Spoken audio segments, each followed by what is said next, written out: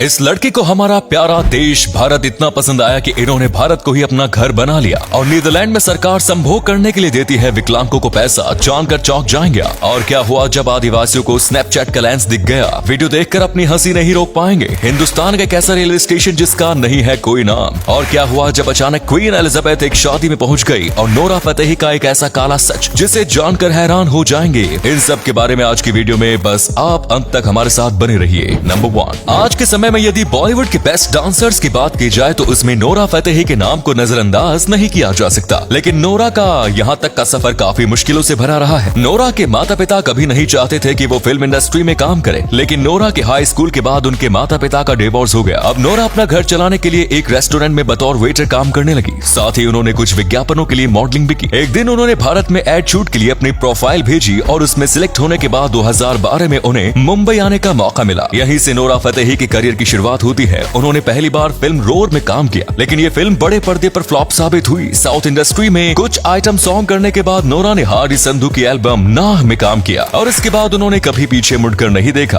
आज वो बॉलीवुड की बेस्ट बैले डांसर मानी जाती है। उनके सॉन्ग्स दिल भर, पछताओगे और हाय गर्मी आज भारतीय फैंस के दिलों पर राज कर रहे हैं। नंबर 2, अब पूरे विश्व में भारतीय संस्कृति की अपनी पहचान है। जर्मन मूल की रहने वाली जूली शर्मा को भारत इतना पसंद आया कि उन्होंने इसे अपना परमानेंट होम बना लिया है। उन्होंने नमस्ते जूली नाम से अपना यूट्यूब चैनल बनाया हुआ है, जिसके लगभग 3 लाख सब्सक्राइबर हो गए हैं। इस चैनल पर वो अपनी ट्रैवलिंग एक्सपीरियंस और इंडियन फूड से संबंधित वीडियोस पोस्ट करती हैं। जूली ने 2014 में एक मॉडल के तौर पर अपने करियर की शुरुआत की थी। 2019 में वो एक मॉडलिंग प्रोजेक्ट के सिलसिले में भारत आई थी। वह सोचकर आई थी कि भारत में कुछ दिन जरूर बिताएंगी। इसके बाद उन्होंने अपना सेट 2 महीने और बढ़ा लिया। एक दिन दुबई में इनकी मुलाकात भारतीय मूल के अर्जुन से हुई। दोनों साथ में जयपुर भी घूमने गए और आगरा टूर के दौरान इन्होंने अपना रिश्ता ऑफिशियल कर लिया। ये लव स्टोरी तो जब भी मैच जैसी नजर आती है। नंबर 3, आजकल मोबाइल में तरह तरह के कैमरे और फिल्टर आ गए हैं और इनमें से कुछ फिल्टर्स तो बहुत ही फनी होते हैं। ये अफ्रीका में रहने वाली ट्राइब्स है। इन लोगों ने जब पहली बार स्नैपचैट के फिल्टर्स देखे तो ये पूरी तरह हैरान रह गए। आप देख सकते हैं कि किस तरह ये लोग इन फिल्टर्स को एंजॉय कर मौज मस्ती कर रहे हैं। किसी का मुंह चौड़ा हो गया है तो किसी के फेस पर कुत्ते वाला फिल्टर लगा रहा है। एक बार ही देखकर तो इन्हें ऐसा लगा जैसे असलियत में ही इनके साथ ऐसा हो रहा है, लेकिन थोड़ी ही देर में ये लोग भी समझ गए कि ये मोबाइल कैमरा और फिल्टर का कमाल है। आपको स्नैपचैट का कौन सा फिल्टर सबसे ज्यादा पसंद आता है? कमेंट्स में जरूर बताएं। नंबर 4, एक और हमारे देश में जहां आज भी संभोग या सेक्स के बारे में खुलकर बात करने को गलत समझ लिया जाता है, वहीं नीदरलैंड एक ऐसा देश है जहां पर सेक्स को बुनियादी जरूरत माना जाता है। नीदरलैंड में सरकार हर वर्ष विकलांगों को सेक्स के लिए स्पेशल फंड देती है। उस पैसे से विकलांग अपनी सेक्स डिजायर पूरी कर सकते हैं। सरकार द्वारा दिए जाने वाले पैसे को विकलांग नागरिक प्रोस्टिट्यूट को पे करते हैं। सरकार का मानना है कि विकलांग हमारे समाज के अभिन्न अंग है और बहुत से विकलांग अपनी लाइफ में कभी भी सेक्स का आनंद नहीं ले पाते। विकलांग को ये अनुभव कराने के लिए सरकार द्वारा साल में 12 बार सेक्स करने के लिए पैसे उन्हें दिए जाते हैं। नीदरलैंड की सरकार के अनुसार सेक्स करने से विकलांगों को डिप्रेशन से लड़ने में भी मदद मिलेगी। नंबर 5, सनी लियोनी आज किसी पहचान की मोहताज नहीं रही है। उन्होंने बहुत कम समय में ही बॉलीवुड में अपनी वो पहचान बनाई है जहाँ तक पहुँचने में अभिनेत्रियों को कई दशक लग जाते हैं। सनी लियोनी का असली नाम करणजीत कौर है। बचपन में घर की आर्थिक स्थिति खराब होने के कारण उन्होंने पेंट हाउस मैगजीन के लिए शूट कराया। इस मैगजीन में बोल्ड शूट के लिए सनी को काफी अच्छे पैसे मिले। इसके बाद उन्होंने एडल्ट फिल्म इंडस्ट्री में कदम रखा और पूरी दुनिया में अपने फैन बना लिए। बिग बॉस के शो से ऑफर मिलने के बाद सनी भारत आई और एडल्ट फिल्म इंडस्ट्री को हमेशा के लिए गुड बाय कर दिया। बिग बॉस में भले ही वो जीत नहीं पाई, लेकिन यहाँ से उनके लिए बॉलीवुड के रास्ते खुल गए। उसके बाद सनी ने कई फिल्मों में आइटम सॉन्ग भी किए और अपनी पहचान बनाई। सनी और उनके पति डैनियल के 3 बच्चे हैं और अभी वो अपनी फैमिली के साथ खुशहाल जिंदगी जी रही है। और अगले फैक्ट पर जाने से पहले इस फोटो को ध्यान से देखिए और बताइए आपको किस एक्टर का फोटो दिखाई दे रहा है। इससे पता लगेगा आपका दिमाग और आपकी आंखें कितनी तेज हैं। मिलते हैं आपको 5 सेकंड्स।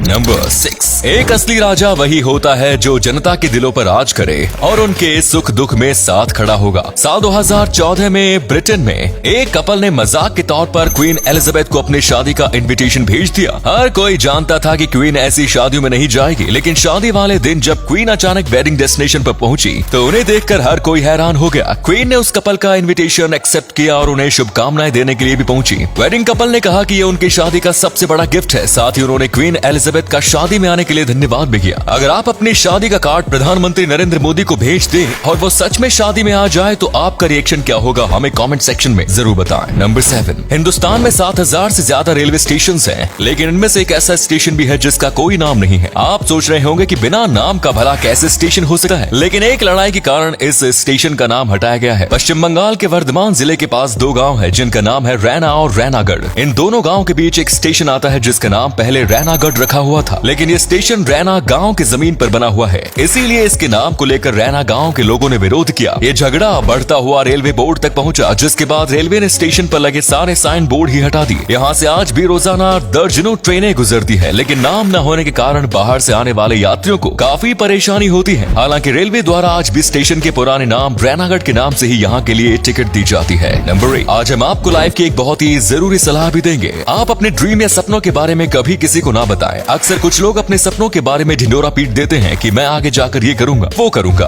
और वो ऐसा इसलिए करते हैं जिससे उन्हें दोस्त और रिश्तेदारों के बीच में इज्जत मिल सके। लेकिन जब वे अपने मकसद में कामयाब नहीं हो पाते तो वही दोस्त और रिश्तेदार मजाक बनाने लगते हैं। ऐसे में वो व्यक्ति डिप्रेशन में चला जाता है और अपनी हिम्मत तोड़ देता है। इसके अलावा ह्यूमन नेचर है कि लोगों को किसी की कामयाबी से ज्यादा फेलियर देखने में मजा आता है। जब आप कामयाबी की बात करते हैं तो लोगों में वो बात रास नहीं आती और वे मन ही मन आपके लिए फेलियर के सपने देखने लगते हैं। इसीलिए आप अपने ड्रीम के बारे में उन्हें कभी ना बताएं। जब आप कामयाबी के शिखर पर पहुंच जाएंगे तो यकीन मानिए उस समय आपको जो इज्जत और सम्मान मिलेगा उसकी कल्पना आपने कभी नहीं की होगी। तो उम्मीद करते हैं आपको ये वीडियो अच्छी लगी होगी। ऐसे ही मजेदार वीडियोस के लिए देखते रहिए, कमेंट कीजिए, जिससे हमें नए नए वीडियोस बनाने की प्रेरणा मिलती रहे। धन्यवाद।